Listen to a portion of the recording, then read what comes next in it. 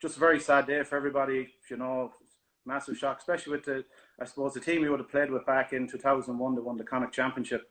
It was a great bond with that team, and probably too good a bond at times. Everybody got on so well together, and meeting up or chatting on the phone. Probably chatted to nearly everybody on the team and on that panel the last week or that, just reminiscing about Connor and that, and just very sad, and words can't describe it. It's just one of these things, and I'm still in shock, to be honest, because he's one of the fittest guys I ever played with. He's a wing forward.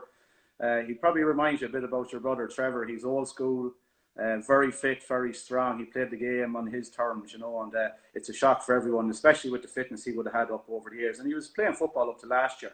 He was 43. I know it was Division 5 in Offaly, but it showed you the love he had for the game as well, So it's a very sad day for everybody.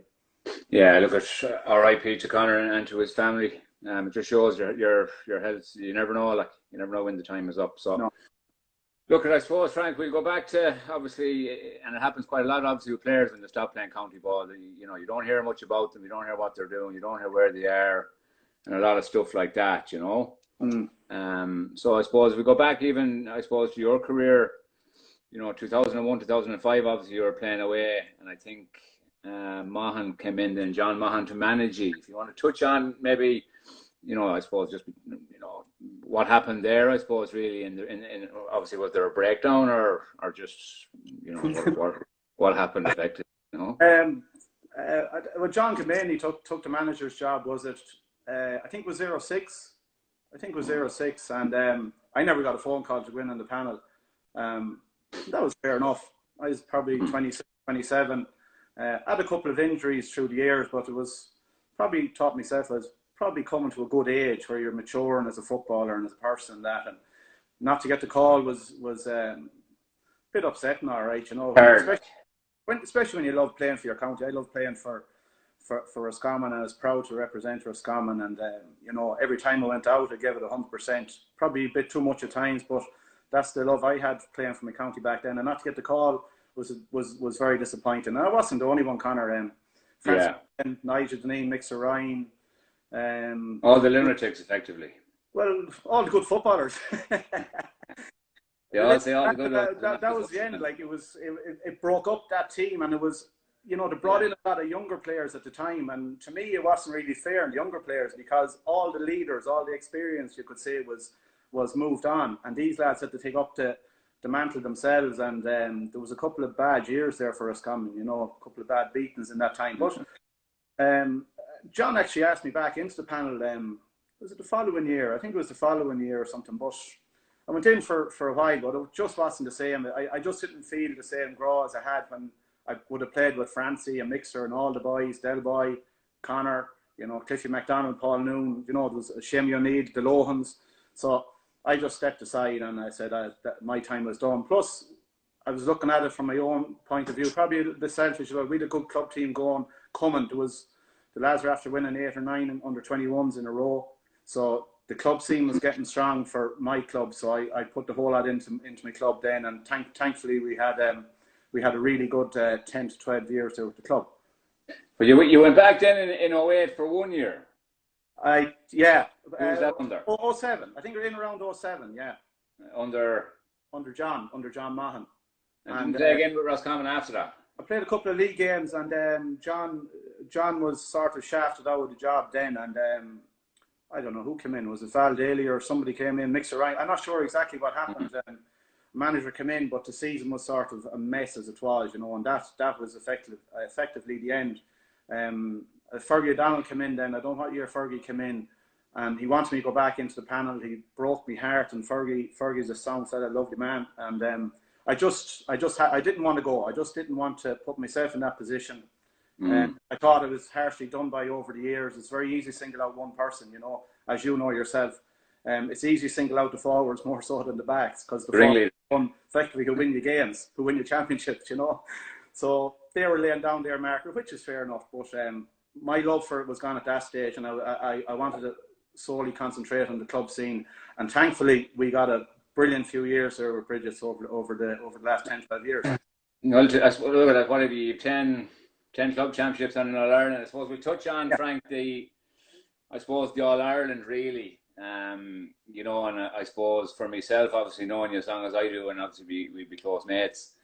I suppose to see you kicking the winner, I think probably would have kept a lot of people quiet after that, but it must have given you, I suppose, enormous satisfaction. It did, yeah. It's funny. It's funny that we got a turnover near the end of the game, and I think I was in around the middle of the pitch, and the brother got it. Garvin gave it to me, and I'm not sure if it was their wing forward that came on. He sort of slipped in under me, and I just got over him. I think I stood on his stomach at the same time, and thankfully the legs were still strong enough, and they had to hold my balance and just kick the winner. It was great feeling. The game was over then. It was incredible stuff.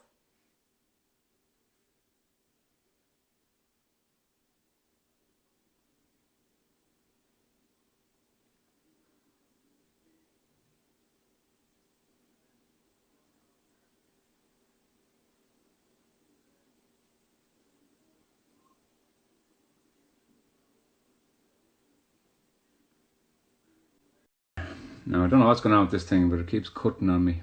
So I'm in a different room, so I'm just waiting on Frank there to come back. Let's see. My Wi-Fi is playing up here.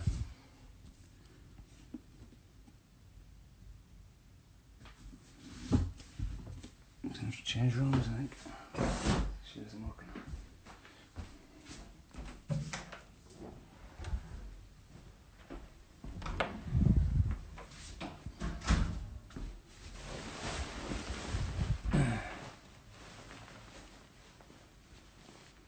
No, I'm just waiting on Frank there to come back. Let's see if this works for me. 1 second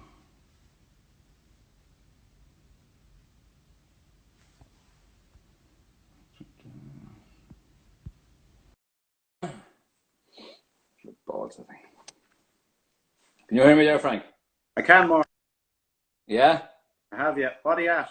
Yeah, I just had to move rooms, man. The Wi-Fi or something was playing up. I don't know what it was really, but what was I saying to you at all? What were we on about there? You're on about. I see you. Owen Sheehy left the commentary. Should have passed the ball to him, but you're on about the All Ireland club final a few years ago. Oh, getting the winner in that. Like, I mean, yeah, some buzzman after that. Yeah, it was great. I suppose 16, 17 years playing senior football, and to finally get over the line with a few heartbreaks along the line, losing to Crossmaglen 2011, and Gary Castle, our neighbours, 2 years later, or a year later in the semi-final, and I suppose people probably said that was the end of that team, but it just shows the resilience that team had. There's a great bunch of players there, a great squad, and good chairman as well, Michael McDonald, and constantly driving it on, and finally we just kept at it, and a lot of heartache, a lot of hard training, and eventually to get over the line by a point was very sweet. Would you put much of that, Frank, that time down to Max Day? You would have to. We had a couple of good managers over the years, but I suppose he brought that little extra bit of percentage with him, the finer detail, analysis of our own game, analysis of the opposition, and the buy-in from the players. The players really bought into it that year, whether they were being dropped off the starting team or not, and that happened a few times during the year. Senior players were being dropped for different reasons, and there was never anything about it. Lads just got on with it. And then he had a great coach in Lee McHale, and Lee finished off that management team perfectly. Great fella, very easy to get on with, always in a good mood, and he really brought the skill set up, I suppose, on that team, and that probably brought it over the line in the end. Like the skill set needed to be strong that Park because the weather was so poor, Mark. And tell me this, Frank, what about the you jumped into Longford there for a season, I believe, back in the day, and won a county championship in there as well. We did, yeah. Ballymahan, my uncle Desi was manager there, and great club over there as well. Mick Cooney, Derek Fahey, Christy Cooney and the boys, yeah. We won the championship in our first year, and we won the league. They never won it before, and we got to the championship final the second year, but lost to Clongish, the team we beat in the first year. So yeah, there was great times over there. Tough football now, I must tell you. the referees wouldn't have much sympathy for a Roscommon man going in there. I have a question here for you from a fellow from Longford from earlier. After the Longford semi-final, you were playing Killoo, and there was someone shouting abuse at you. Could you tell us what the boys were shouting at you before you put it over the bar? I think you winked after it. Oh, Jesus, I don't know. Maybe he might tell us. That's Cormac out in New York, Cormac McCormack. Oh, McCormack, yeah. Yeah. Francie Graham, I see, is after joining there. He's after rising from the dead. I was actually talking to Francie there earlier on. I was telling him I was going on with you, and he told me to pass you on a message. Yeah. He says you're not a patching Trevor. And that for years, man. One thing there, Frank, I suppose you've been on county team the same as I have for a period of time over the years. And one interesting topic that people don't generally get to talk about and get people familiar with would be obviously training camps abroad. Obviously, there's a bit of crack abroad and stuff like that. Would you have any? I'm sure you've an odd, interesting tale or two from La Manga back in the day. I don't think you're as bad as the English soccer players now, but no, we went out. We went out in 2003 and 4. I know the 2003 camp was very hard. We were training at 7 o'clock in the morning. Tommy Carr was our manager, and so you're up early training, and then something we weren't ever used to. Then we trained that evening again. I think it used to be 5 o'clock. So there wasn't much time for partying. We got out one night over there, and it was just pure mayhem. As you know yourself, lads are there. They're just building up energy. They just want to go out and have a few beers. But that was good crack. Now we trained hard, Mark. You know when you're away, you're going to train. You know, yeah. We had a mighty night out that night. I know that, yeah. We had a mighty night out. Funny about that time we went home. That we were there for a week. Went home on the Saturday, and then we were playing Kildare in the opening of the pitch on the Sunday, and we got the shit kicked out of us by Kildare. And we had a barbecue in Sean McGrain's after that, and we were like, Jesus Christ, where are we going? We were playing Galway the next week as well, and down in Salt Hill. We went out. We were just flat. Energy was totally gone. I think it took us about 3 weeks really to get over that camp, to be honest. You must have had more than one night out then.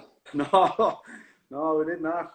But funny enough, we went on to actually play Kildare later on that year, and we eventually bet them in a brilliant game in Portlaoise later on that summer. You know, but it just shows you we trained hard, but it probably took 2 to 3 weeks to really come back down, and you see the fruits of that coming on then later on in the summer. You know, that we came home, we played a game on the following day, and then we go with the following week, and we're just flat. We had no energy, we had no bit of bite to us. Like, I mean, look, I suppose we've been on enough of them as well, but when we were on them that time, Mahan McHale was a selector, obviously, at the time. Mahan was the manager, obviously, but, you know, it was totally different then. I mean, the rules were simple. You can go out as much as you like and be out as late as you want, but you need to be up for training in the morning. Yeah. I think lads that didn't get up one morning of the whole party, and obviously he was released at the weekend, we got back or whatever like that, but yeah. And look, if we weren't in bed at 10 o'clock now any night, you know. You'd be only drinking bottles and he was smart. That's all we're aiming for. But that's the way it's changed now. It's crazy. Like with people, you know, training camp now is you're in your house effectively. You go for a meal or whatever, but there's none of these sessions and there's no. Do you know what I'm saying? Yeah, I'm probably glad I'm not a county player now. I think the crack has really gone out of it. There's just so much focus on everything nowadays, from strength and conditioning to your eating, to your sleeping, to your working, to your training regime. You know, and it's really professional setup, as everybody knows now. And we were probably looking away that we probably played when you could sort of have a bit of crack, you know. No mobile phones and everybody else snapping this, snapping that, you know. But just as well as you. Well, absolutely. The one question, and it's been touched on in many's newspaper and many's a conversation in pubs over the years. What happened when you played the challenge in Donegal? And who won the game of pool? I won that. Well, myself and Nigel were playing, who was it? Francie and Junior Lohan. And how did it transpire, Frank? What was the crack? You're out in Donegal, obviously. Around Donegal. To be honest, we didn't even know we were staying in Derry that night. went up in our Roscommon tracksuit, t-shirts, gear, no money, and went up to play Donegal. I don't even know how the game finished, to be honest. Toby told us after we were going to Derry, we were like, Jesus, right, lovely. And I think that was the evening Nigel Deneen brought him the skinny jeans look.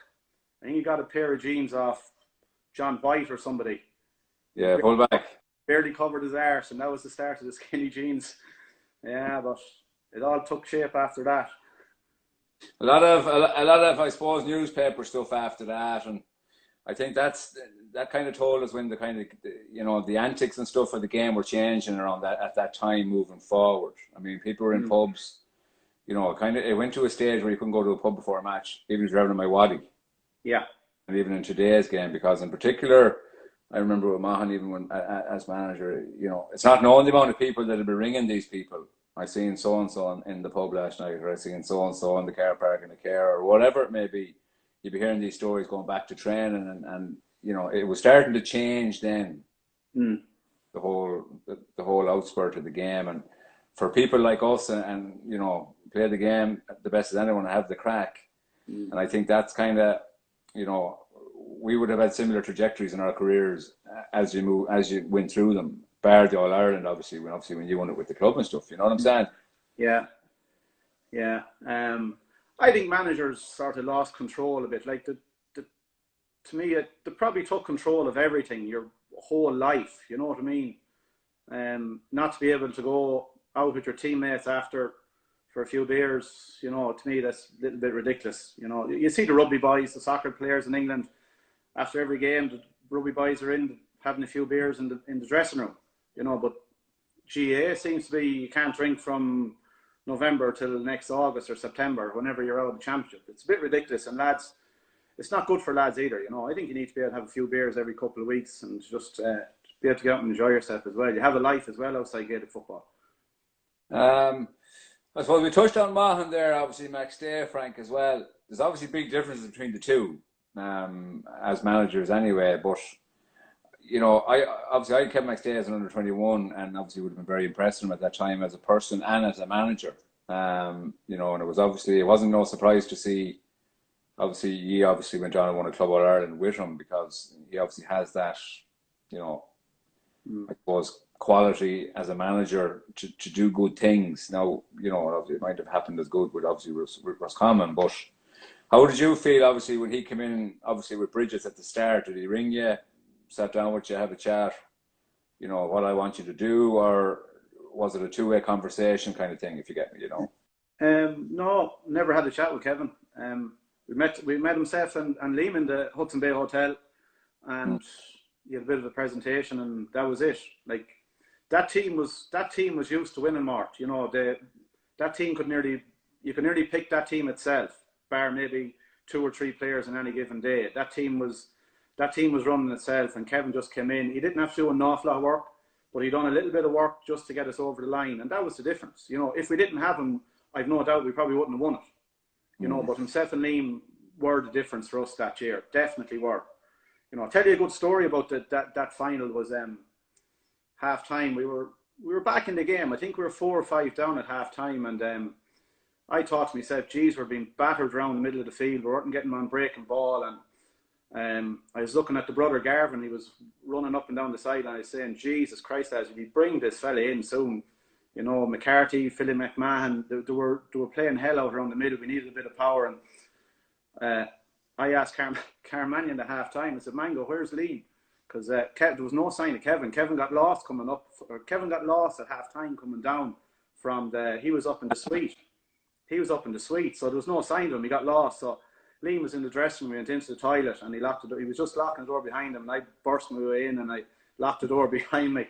Probably shouldn't have done it. And I grabbed him. I was looking up at him like that. I said, Mac, would you please get Garvin into the game? I says, we need a bit of power around, and so Garvin came in. In fairness to him, he came in, he made a massive difference. He brought that bit of physicality and a bit of drive and a bit of directness, and we got on a lot more breaking ball, and that was it. Like we barely seen Kevin at half time. He was only in the dressing room for maybe about 2 minutes, and next thing we were gone. We were gone out, and that was it. That's hard to believe. Like, to be fair, was it your left? I think it was your left. Was it your left foot you kicked the winner with in that game? Yeah. Because you missed one with the right, you dropped it into the keeper's hands just before that. I didn't drop any short. That was Mosey. That was Kelleher. Well, it looked Not very too short. No, look at, I suppose, you know, you're obviously club manager now, Frank. Yeah. That's last few years. Obviously, you know, the question I'd have for you, I suppose, in relation to that is, you know, do you do it? Does it feel as close as it can be to being a player in a panel? Because that's what I find with the teams I work with. It's the closest thing I can get to, apart from playing. Now you're managing, which is it's a lot more intense and a lot more to do, a lot more commitment. I go to training the same as everyone else. Effectively, I'm not part of it on the phone all the time, and I'm just. How do you find that change from being the player to being fully in charge? Yeah, it's taken time, Mark. Like I went in at the deep end with Bridget's, and like I went in pure raw, you know, and did well. I mean, done okay, yeah. But I knew that team like the back of my hand, which helped me. But made mistakes along the way. I've no doubt about it. And every manager will make mistakes, but I made mistakes along the way, and I've learned from them. You know, and I'd like to think now, 5 years on, I'm a better manager than I was 5 years ago. You know, I was in coaching with Western Gaels last year. Really enjoyed that now. Dolan was managing, and really enjoyed the coaching. He looked after everything else, and I just looked after coaching. That was really good. You know, there's not as much pressure on you, whereas you're ringing players here and there and texting and organising, you know. So that worked well. Unfortunately, St. Bridget's better us in the championship last year. Yeah, you know, that must have been sore for you. Well, your own boys, because like I was there to do a job with Western Gaels at the end of the day, and unfortunately, for whatever reason, we didn't get over the line. And I thought we should have got over the line with the work that we done and the players that we had, you know. And it's a pity. It took me a while to get over that loss. Now, to be honest, you know, I thought the Bridges team last year probably weren't at the level they were the couple of years before that, and I thought there might be a chance for Western Gaels to sneak in and maybe beat St. Bridges. But that's because you're the manager. No, but that Bridges team, Mark, for 10 years, you know, there was losing players every year. You know, from 2013 up to now, we've lost nearly all that team has gone, bar maybe Senny Cabray, Peter Damican, Gareth Cunifus back in the last year or two. You know, so other than that, everybody else is more or less gone. And what do you enjoy about it most, Frank? Managing, as you said, it's the nearest thing you can get to be involved on the pitch. You know, I'm involved in sport all my life since I was playing soccer from under sixes, under sevens, and to stop going, being in that environment would be very hard for me. I'd probably go off my head, to be honest. And the next best thing is being stuck in the dressing room, out in the training pitch. You know, chatting to lads, having the crack. You know, and trying to improve teams and improve players. And that's something I think I'm good at. And hopefully, Frank, there's something wrong with the volume for people can't hear it. No, I don't think it's mine is. I can hear you as well, but I don't think from people watching there, is the sound gone or what's the story? Or is the sound okay? Thumbs up for it, okay. Your side, Mark, I think. Yeah, but John, can you hear both of us? Yeah, it's okay for most, I think. It might just be an odd one, Frank. Okay. Sound is grand. Yeah, it's just mine's buzzing around, man, I think. Graham Garrity, how are you, sir? Yeah, some people can't hear and some can, so look, we'll just have to plough on with it. What else there, Frank, now? Well, I'll go back to the playing days, Frank, I suppose. Kildare, 13 points, 2003, I think it was. Yeah. You know, top-notch corner forward stuff, man, from yourself on the day. Now, I think similar to everyone else, was very perplexed at the end of that season that there was no All-Star for you in that year. Now, look, at no more than myself, you're very similar. It's not hugely relevant either way, but the point being, you know, 90% of people, it was nailed on. Yeah. It didn't come around. You know what I'm saying? Now, regardless of, you know, personal awards, it must have been very, very satisfactory, particularly after that one game. Like 13 points in a county game is, you know, top-notch playing ball. Like, you won't see it nowadays too much, you know. No, you won't. Probably should have been more, to be honest, Martin. I missed 3 or 4 chances, as you know yourself as a forward, that you're kicking yourself after saying, fuck it, that should have been 16, 17 points. Yeah. No, Martin, I was marking Brian Lacey. Like, Brian Lacey was an all-star 2 years before that, I think, or 3. Like, very tough, very strong. He's, he's a class player. He had me in his pocket for the first 15, 20 minutes. And I was like, Jesus, I'm not going to get much change out of him. And next thing, it all changed when I got my first score. And it goes back to the game before that as well, against Offaly. He kicked 12 points. As Martin Cahill Daly, another all-star. Savage footballer. Tough, old school. And he had me clean for about 20, 25 minutes in Mullingar that day. And I was like saying the same thing. I said, Jesus. You need a break. I says, I'm going to be getting line here. But next thing, all of a sudden, like that, you get your first score, you get into the game, you get a bit of confidence. And next thing, it just all opened up, you know. Mm. Yeah, it was different times back then. And look, I suppose, it's a question I've asked a lot. And, just for one for you as well. Do you miss it? Do you miss playing? Obviously, don't talk about the way the game is today. But in general, as a baller, I mean, I watched that game today. I think it was Dublin Kerry in 13, the semi-final. And it's not every game I see that I want to be back playing ball, but that game in particular, and you're like, because it's gone like quick as the fingers, yourself. It is, yeah. Like, lads, you don't realise it until you're finished with the county. Next thing, you've only a couple of years left with your club. Like, it goes. I started playing in '97 and I finished up in 2016, and when you think back, like, I can't remember a lot of the games I played in. And it goes so quickly. I know at times you'd be pissed off and the whole lot saying I have to go training, but I eventually got to love going training. And the harder we trained, the more I liked it, And it probably helped I was in a good team and I had really good players around me, especially with Bridges for that period of time where we were shooting. We won 4 Connachts, 10 counties, contesting All Ireland, But a lot of players aren't that lucky, Mart. They're finished with county and they're going back into a poor club, and might have a game. The next thing is gone. Yeah. And I think me retiring from the county early definitely helped me with my club career. I probably got another maybe 7-8 years out of the body.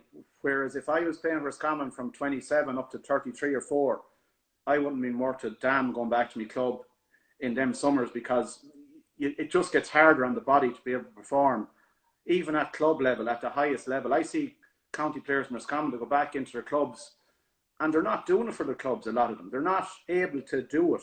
They can do it at times for the county, but they go back into their clubs and they can't pull their clubs along.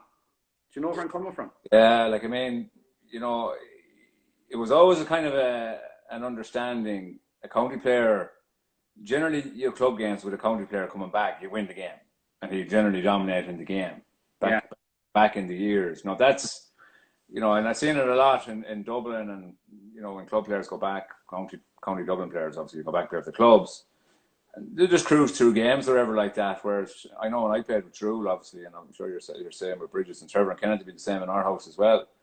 You bust your hole effectively, and you win games with your club. Yeah. And you drive your club on because you're expected to effectively. I think that's, as you mentioned, isn't, it's not there near as much as it used to be, No, definitely not. No, I just think a lot of county lads are just like the limelight these days. I think a lot of players are probably happy to be on a county squad, and it looks good. A lot of them aren't contributing to the county. They're not playing matches. They're in training, which is fine, but when they go back to their club, they're probably off the pace compared to some club players, because the club players are playing constantly through the year. That's what I've noticed, Yeah, it's an interesting one. Where do you think, Frankie, today's game? Obviously, it's obviously everyone behind the ball, everyone pushing forward, and so on. But who outside of Dublin, for you, are challenging? Obviously, outside of Mayo and Kerry, I suppose, as well, who are challenging as well. They may not go to the Holy Grail. Even on Mayo and Kerry, do you think they have a chance this year as well? A good chance now, as in. Well, Shamart, all depends on what happens. Will there be football this year? Well, even run into next year, or whatever it is, whenever they go. I wouldn't write off Donegal. I think Donegal are under Declan Bonner. They're a really good team. You know, Michael Murphy playing better than he's ever played. You've Galway under Pádraig Joyce playing some outrageous league football. You've Shane Walsh up there, Damien Comer, these lads. Like Shane Walsh is probably in the top 3 footballers in the country, in my opinion. Left and right foot is good. You know, one foot is better than the other. But you still have to fancy Dublin. Whatever happens, Dublin will be the favourites. Kerry will be probably thereabouts.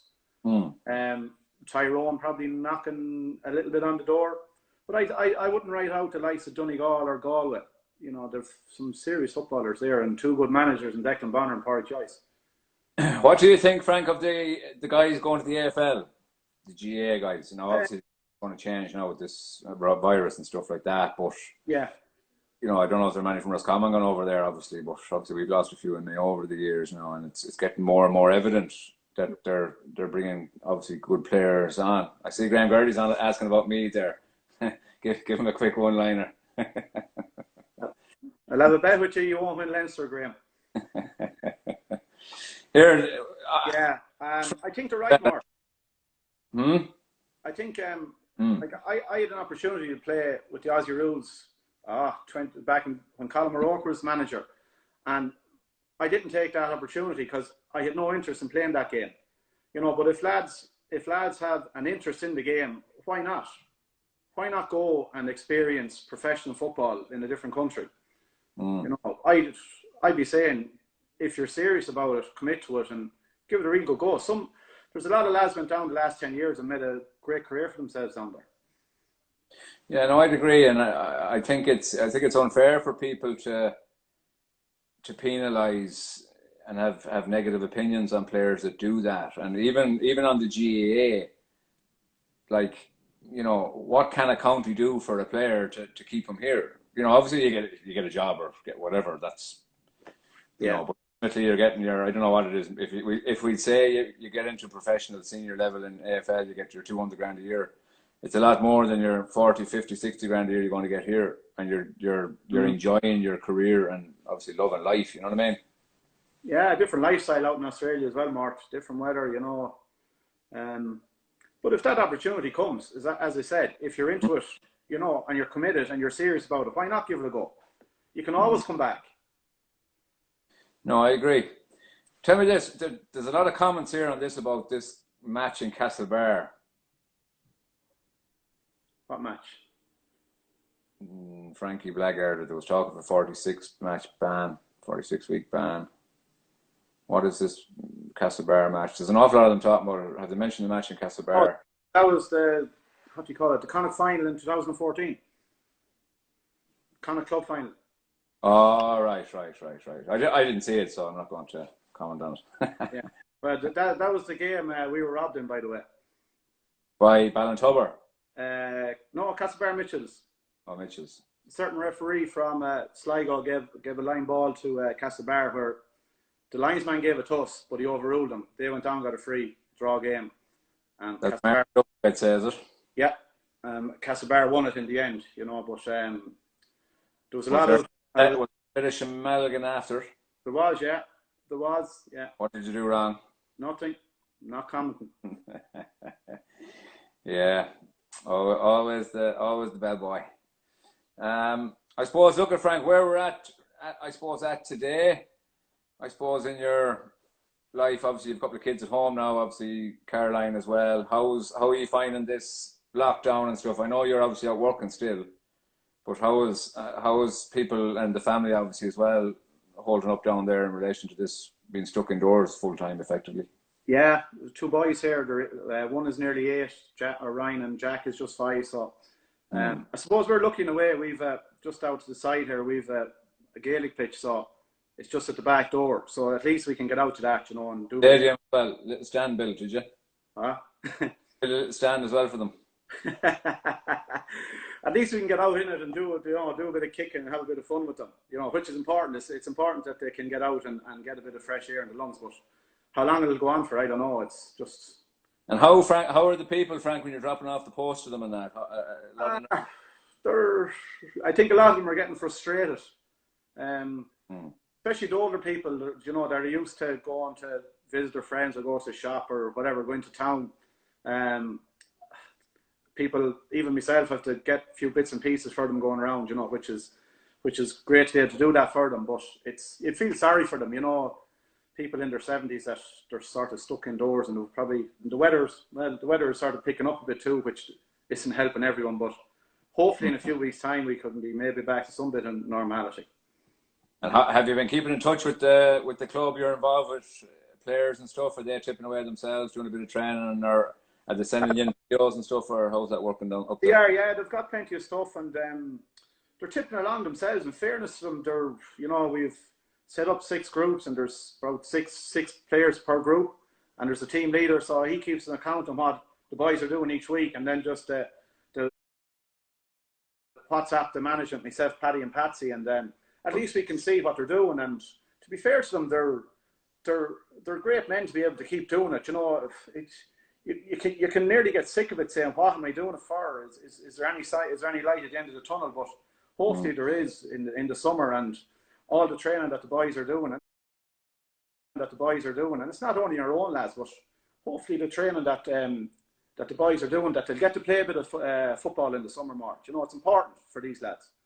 I'm assuming as a United fan, you're obviously fairly happy and hoping, as Trevor says, that the season will be null and void. But I think it'll be wishful thinking for us Liverpool fans, by the way the UK are handling this virus. I mean, it seems to be way out of control over there. So I wouldn't have any optimism personally that this league will kick back on again, well, within the next 12 to 14 weeks anyway.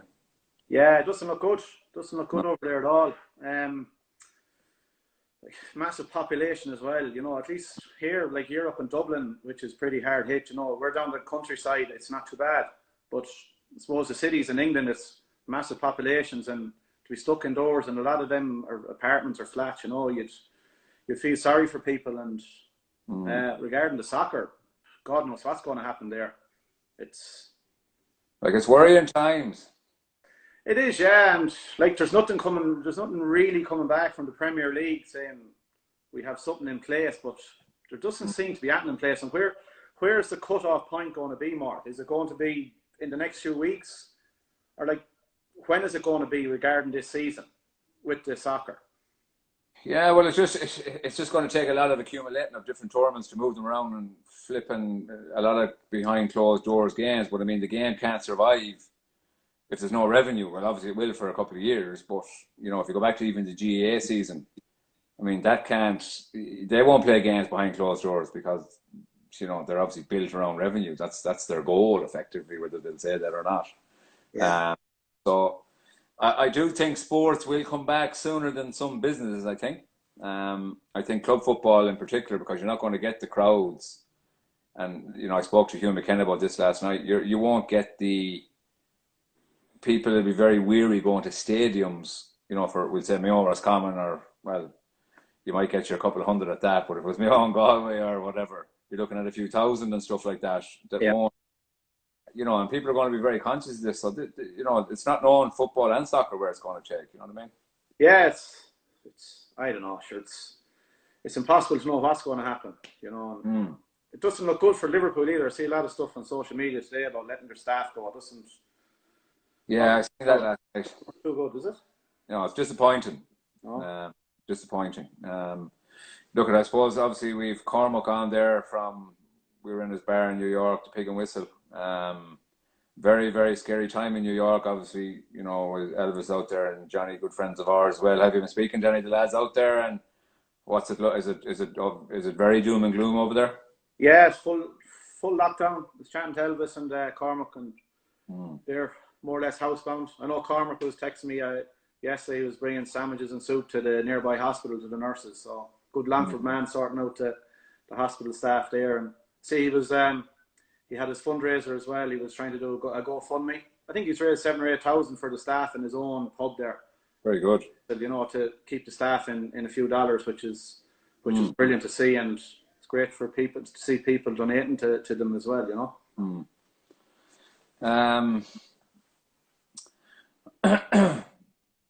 What's the future hold, Frank, management-wise for yourself? What are you looking at? What's the goals, effectively? Obviously, you're in Westmeath now, isn't it, I think? Yeah. So you're jumping around. You'll be managing more clubs than you played with anyway. I don't know, Mart. I'll do it for as long as I like doing it, and at the moment I like doing it, and it's a great way just to, as well, like when you're, as you know, when you're used to going your 3 or 4 days to your training sessions when you're playing, and for that to stop completely, I wouldn't be able to deal with it, and I find it very hard. So it's a great way to get out and get a bit of fresh air, have a bit of crack with the lads, and that's important. It's good for your health as well. Would you like to go to a higher level, Frank? Of course you would, yeah. But you don't know what happens down the line, Mort. Like you got to start somewhere, and I've about 5-6 years done at this stage, 2 years coaching, and this is my 4th year managing. So God knows what will happen down the line. But yeah, of course I'd love to stay involved. Maybe someday get involved in the Roscommon senior setup in some way. That's my own county, so I played it for 7 or 8 years, and if I was involved under 21s a few years ago. We won the Connacht under 21 championship. That was brilliant. Lost to Tyrone in the All Ireland semi final, and a lot of them Tyrone lads and the Roscommon players. A lot of them are playing senior football now at their county. So maybe it'd be nice to go back someday and get to coach some of them boys again. We'll touch in here, Frank, to a couple of questions from the viewers or whatever. Yeah. What do you think of the 2015 season for Roscommon, as media speculated so much after John Evans' departure, especially after Roscommon versus Sligo in Sligo? So much media was going on around what happened, so you're obviously, I suppose you know more about it than obviously a lot of the media would. So what was the take on that? On John Evans' tenure, was it? Yeah. After he left. Was it not for Mana, no? Well, he's saying especially after Roscommon versus Sligo in Sligo. Yeah. Geez, I can't remember. That's 5 years ago. Like John brought Roscommon. I think they were in Division 4. I can't remember. They were lower down divisions, and he brought them right up to Division 1. So he would have won. I think they were Division 3. They would have won Division 3, Division 2, and Division 1. And I know the championship didn't go well for John in them times. The championship, what I remember, they were very poor championships. Maybe putting so much into the league maybe didn't help that Roscommon team come championship football, Connor. So yeah, like at the end of the day, you're going to be judged on championship, and like John Evans he's a sound man. He's a Garth character. He's a good manager. Yeah, lovely fella. I met him a good few times, and typical Kerry man, very very witty, very funny, and man for the chat. And like unfortunately for John, it didn't work out in the championship, and that's what people are looking at. You can do so well in the league, but it's championship football that you're gauged on, and that's what players want to do well in as well. Well, it came as a bit of a shock to all you in Roscommon, like that. This guy comes in here and he's talking about All Ireland's like. Yeah, but maybe that was a bit too far, Mort. You have to be realistic as well, and yeah, we spoke about it at the time, and some of them players had to have been thinking, realistically, this dude must be a bloody lunatic. Yeah, I don't know. But he got a lot out of him, Mort. He, in fairness to him, they won a couple of leagues, but was the bike on out of him for championship? I don't know. Was the tactics not good enough? I don't know. I had no insight into that senior team back then. I wouldn't have known, what was going on, to be honest now. So. Just looking at a couple of questions here. Gary Cox was an excellent player, Liam. Gary Cox from St. Folius. Where is this? I had a good one here for you. Who, Frank, in your opinion, from Jerry Wynn there, I think he might be Roscommon, man. Who's the best player you saw playing for Roscommon?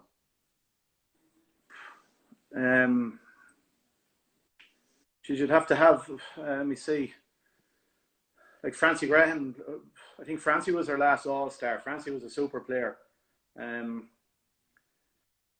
Shane Curran was an outrageous goalkeeper. An outrageous lunatic as well, but yeah, he was an outrageous goalkeeper. Francie Graham. The Lohans were brilliant footballers. Stevie, Jerry, and Eddie, very natural footballers. Left and right foot on each of them. Sennin Bride.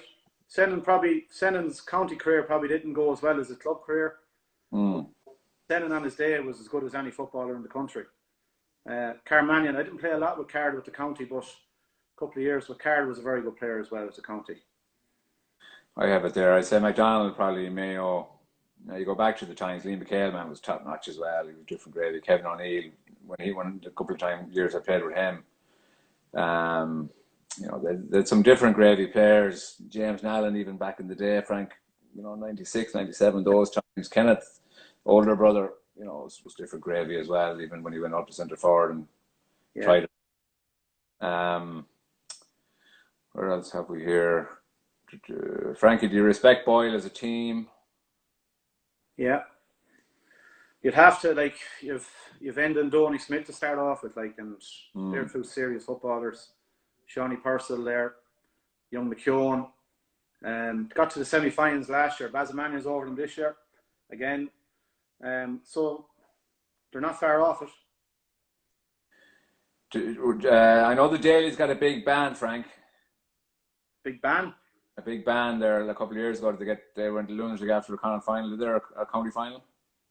The Daly from Pierce's? Yeah. I don't know. Don't know. I can that away anyway. What else have we?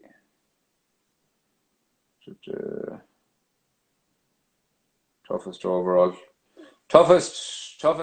opponent, toughest in the Mayo jersey you played against. Oh, Mayo. Mark Keith Higgins, when he was sort of coming onto the scene, and I found him a serious footballer. He can read the game. He's as fast as lightning. So probably Keith Higgins when I played against Mayo. I don't know what year it was. A good few years ago. Good baller. Tell us this, Frank. Shane Curran. What? Tell us the best story about Shane Curran that you'd have.